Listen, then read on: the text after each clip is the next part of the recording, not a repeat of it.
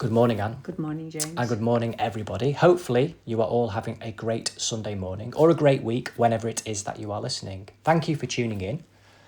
And here we are again, Anne. Yes. Are you happy to begin? I am happy to begin, yes. Okay, so for the next half an hour, we'll have a conversation, see where it goes, and hopefully you will all enjoy listening. Okay. Okay, where would you like to start this week, Anne? I think I'd like to start really about probably the last few days. Okay. Weather. Right, The okay. weather that we've been having and the flooding.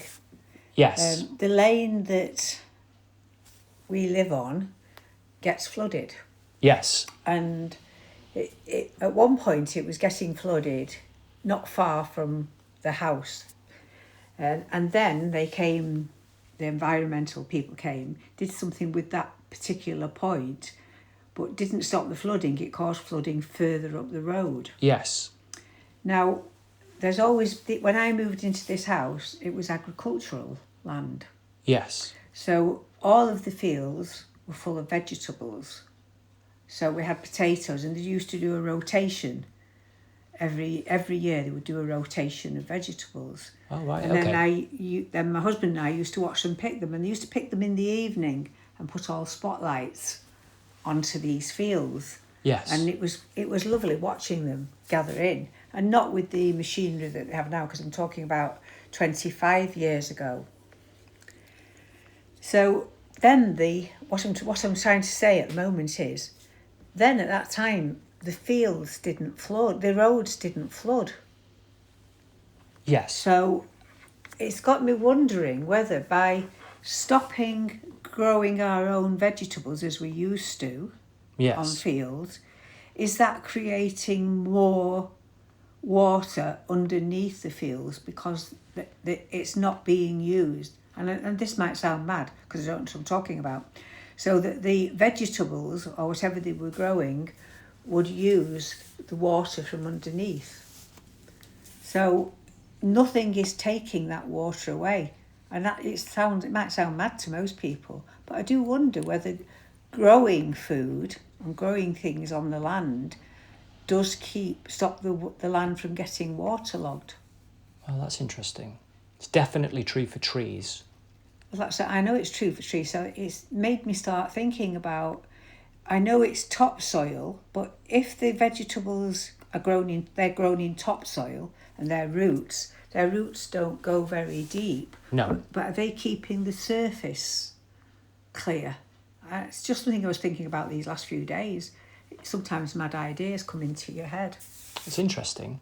It's definitely a factor, I feel. Yes. And again, I don't know in specifics. I do think that the ground is heavily flooded, and once it's flooded, any water that comes again is just running off the top. Plus, the development of houses has absolutely skyrocketed over the last 50 years. And the build-up of concrete on the floor means the water's not being absorbed underneath. Yes. So that's causing it all to run. Plus, the build-up of the road network, again, is meaning that water will just run off that concrete. Plus, the blockages and the pollution and all of the sewerage not being clear. So that causes a build-up. Plus, the weather changes. Plus, our rivers becoming more and more dammed up for various reasons. So maybe we are... There's a lot of factors, Yeah. and I'm by no means any expert or authority on the subject. I'm thinking on my feet a little bit, to be honest with you. Well, I was listening to the radio while I was in the car. Yes. And they were talking about floods because of the rain and because of the snow.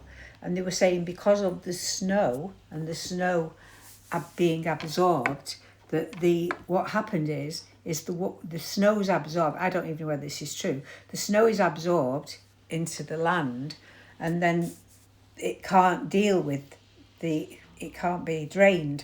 So it comes back up as floods from underneath. Yes. So that this earth must be wonderful underneath. Yes. It must be. When I think about it, there must be rivers. There's a lot of water Yes, underground. underground. And that is saying something. An enormous body of water underground. Yes. But the soil part of the ground, if that becomes saturated, like a sponge, when it Yes. maximises its space to absorb, so the space within the sponge that can absorb all the water, Once it's saturated to its full capacity, it can't absorb anymore. So therefore any water would run off it. So the ground can absorb an enormous amount of water, but once it's reached saturation, the water will run off. So and that's like your plants in your house? A little bit, yes. If you overwater your plants? Yes, the water then spills over, yes. Yes, you can drown it. And essentially you drown the ground. And then the water runs off into the waterways, the streams, the rivers, the lakes and so forth, the canals. And if those water networks reach capacity, they then spill over and then it flows back into the ground, of which then spills over again. And you have this cascading amount of water that keeps flowing further and further around and down and gathering pace and momentum. And if the rain keeps falling, or in this case, the snow keeps melting, more and more water volume is added. Then if we have periods of rainfall, high rainfall in short periods of time, even if they are weeks apart, it's not long enough for the ground to absorb the water. So even when it's saturated, it may take 1, 2, 3, 4 weeks, sometimes months in certain areas to truly drain off. Plus, if we're not getting that much sunshine and excessive rainfall, it's repeating the pattern exponentially and therefore magnifying it. So that is why it feels like our flooding is increasing and increasing and increasing in one way. There are many, many ways. This is extremely multifaceted and there's a huge amount that's unknown. And I am not in any way, shape or form saying I have all of the environmental answers for this. But common sense and observing the world around us and listening to valid information and listening to people who know what they're talking about. And plus, like you said, having a look at the world around us, we can start to ask interesting questions and explore interesting ideas. So to me, the topsoil, now we are saying, they do say, the topsoil is no good at the moment. But maybe the topsoil itself is not any good because nobody's growing anything in it. So does nature itself, does nature and the planet itself need to provide? So when it provides, I mean, I know this is, will seem to some of you a mad question. So does nature itself want to provide food? So when it provides food in the topsoil, topsoil keeps its nutrients. And you have to rotate. You can't grow the same crop or you couldn't, I don't know what they do these days, but you used to have to rotate crops. Yes. So potatoes in one, cabbage in another. Yes. And I don't even know. I wonder, does soil actually get nutrients from the plants themselves as well? Yes. Is it an exchange? That's what I'm trying to say. Yes. So is that why when we get food now, and food isn't from our own soil, and it's travelled a long way, that we're not getting the nutrients that we need in our bodies on this land? This is really interesting. You're asking and exploring so many interesting diversions of a theme here, and it's really important.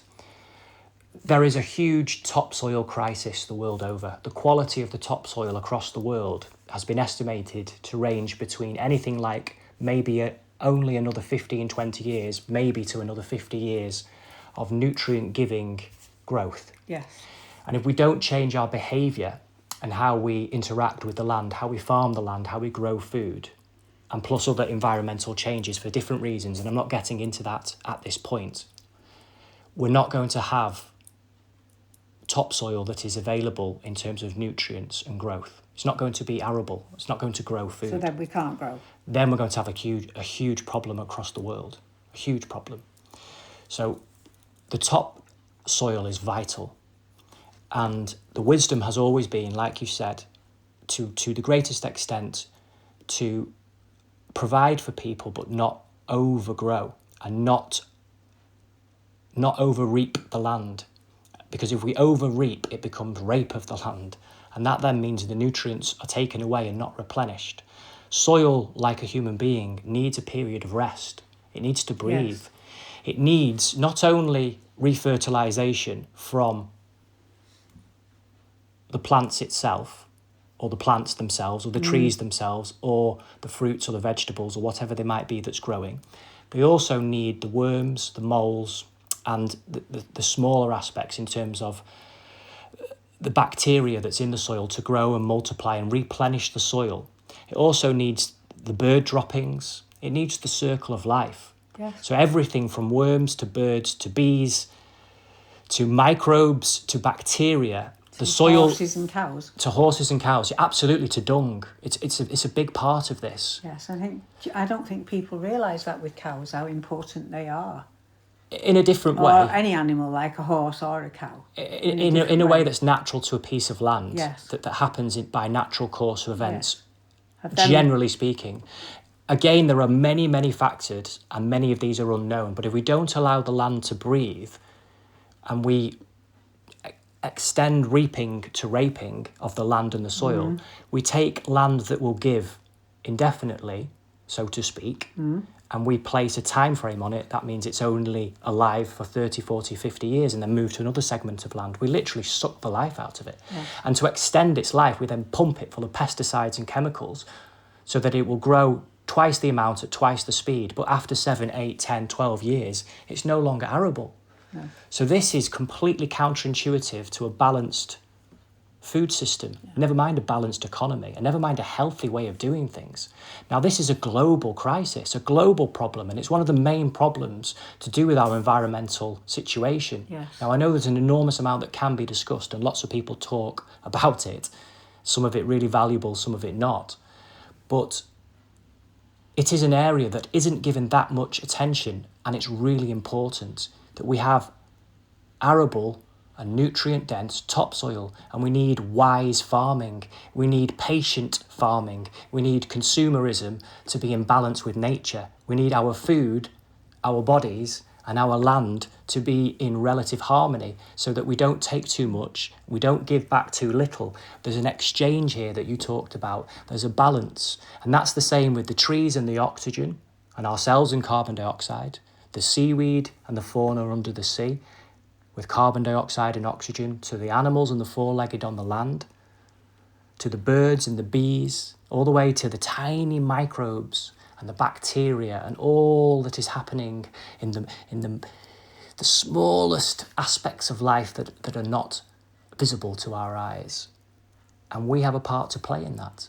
So and that makes me think about, well, as you're talking then has made me think about, because that's why I have to say it straight away, is that in some ways, are we, or myself, or anybody that does it, are we guilty of doing the same as the farmer or whoever grows when we buy a grow bag and grow things in a grow bag rather than them growing in our own soil in the garden and keeping the topsoil going? So do the grow bags take away from us using our natural topsoil? Because that's what people do. They buy bags and they grow in the bags. Yes. And that might be right for some people. I'm not saying it's wrong to do it, but it makes me wonder whether that does take away. It takes away from our responsibility of any piece of land that we have the privilege to safeguard, whether that be a back garden, a front garden, a field, or a whole acreage of many acres in terms of a farmland or wildland or whatever it might be. If we have the opportunity to be a steward of any land, we take away our responsibility if we don't tend to it.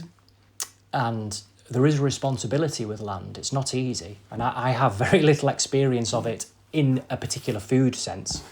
And I'm not passing any judgment in terms of what's right or wrong. We're just exploring some ideas. But one thing is for certain, it's not sustainable and it isn't working. So and we have apple trees. Yes. In our garden.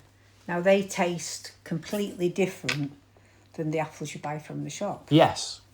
So that is just because they're in the environment we're living at this moment. Yes, and there's no pesticides. And they've not travelled anywhere. Absolutely. And they are literally picked from the tree, washed and eaten. Yes. Absolutely, yes. As fresh can be. And we have a gentleman down the road whose front garden every year he gives over to vegetables. Yes. And what a pleasure it is to walk past and see how his green beans are growing and his beetroot. Yes. And he grows spices which are from India or somewhere. Yes. And it's a pleasure, isn't it, to see them growing? Yes. And we don't have that with fields anymore. We don't have the pleasure of going around and seeing our children, seeing things growing. Not so much. It feels that way, you're right. It doesn't feel like that. Is it coming to a time where children think apples are grown in supermarkets in bags? I think that would be the logical conclusion if you hadn't seen anything else, that you'd think food comes from the supermarket. Yeah. It isn't sold just in the supermarket. That's where food is actually from. Yes. And many children don't know what a piece of coal looks like. No. So as a society, we're losing an awful lot. These children will have nothing to look back to.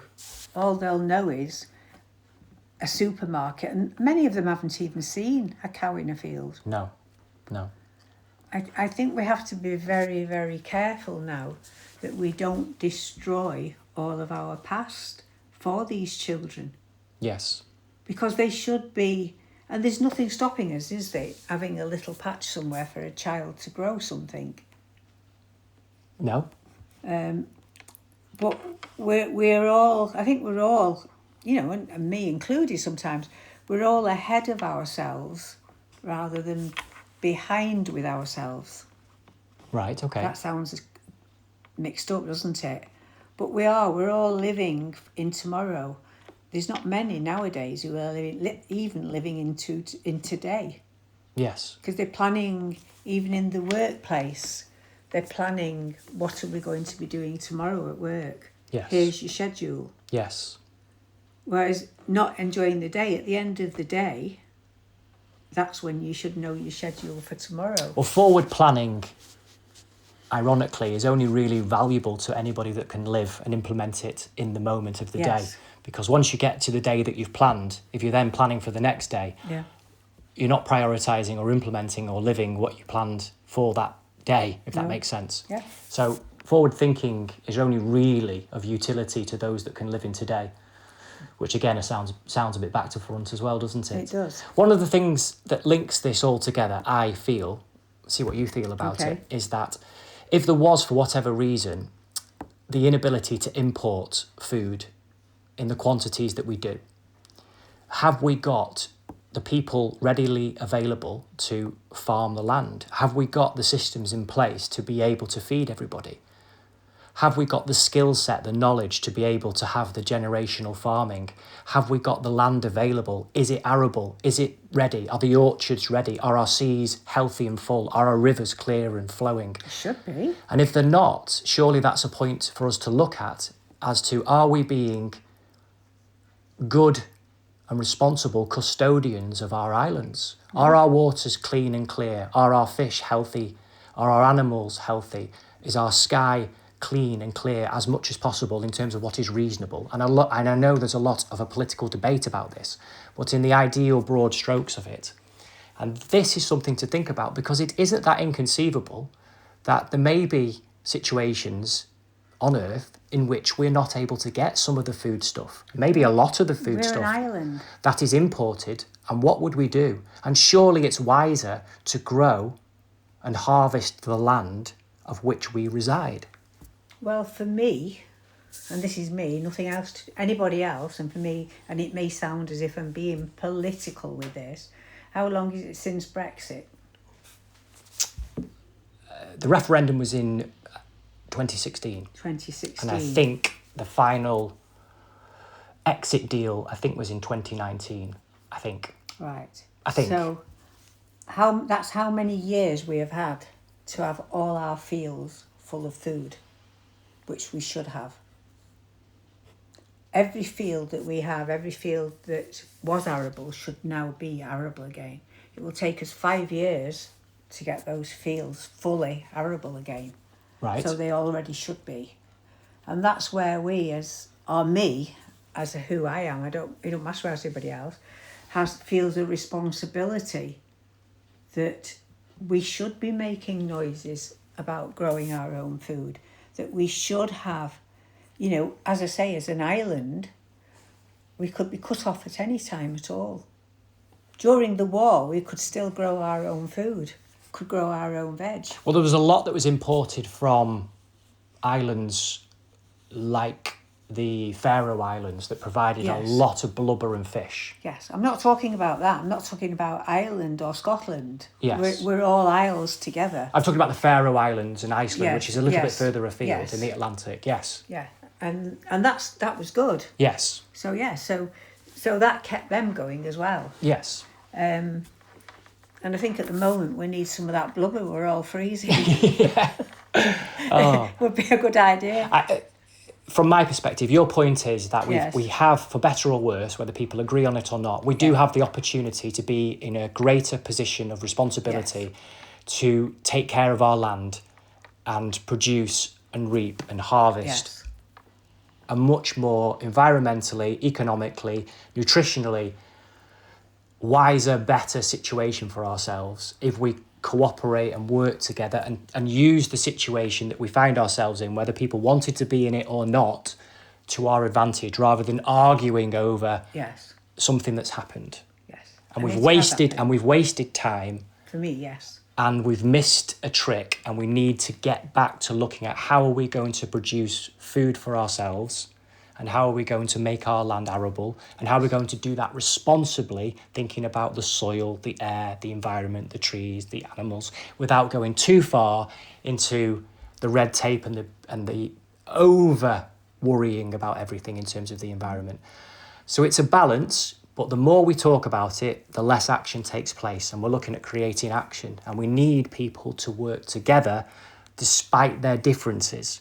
If we're looking at people all agreeing on everything, we're never going to move forward, which I think has been the experience of life, particularly in this country, Great Britain, over the United Kingdom, over the last 5-7 years, with the issue that you've talked about with Brexit, is there was so much disagreement and toxicity of idea that we've become stagnant, and never mind the global events, whether they be to do with health, wars in the world, energy resources, the geopolitical landscape moving and shifting, changes in regimes, dictators rising and falling, changes of administrations both home and abroad. If we don't work together in the broad strokes, whether we principally agree about the finer details, we're not going to move forward as a people. No. So we have to have a greater cooperation and diplomacy at home in our mediation together, how we communicate, how we respect each other, how we treat each other, how we listen to each other, and how we work together despite our differences without looking to confirm with people that agree with us all of the time. Yes. And that would be true for all of you listening as well. I'm sure naturally you're going to have your own ideas, your own thoughts and feelings about it, and some of them will be similar to what's discussed this morning. Some of them will be different.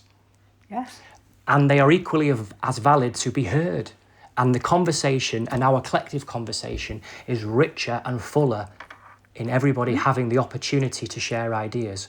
But we also need to implement ideas.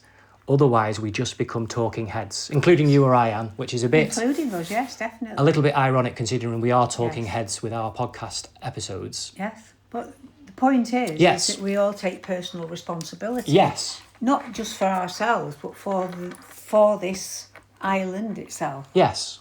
You know, that if we're growing together, whether we're growing together with food or we grow together, the growing of food, the supplying of supplies, the helping somebody else makes us all grow together. Absolutely. As people. Absolutely. And that's what's important. It brings us to together. Me, because we will come together. Absolutely.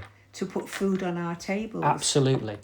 And the table is a wonderful totem of meaning, both literally and metaphorically. That we have our table that we sit around with friends and family to share bread, share food and break bread. And that brings us closer together. And as a nation and as a human community across the world, it's such an intimate, personal experience sharing food with each other.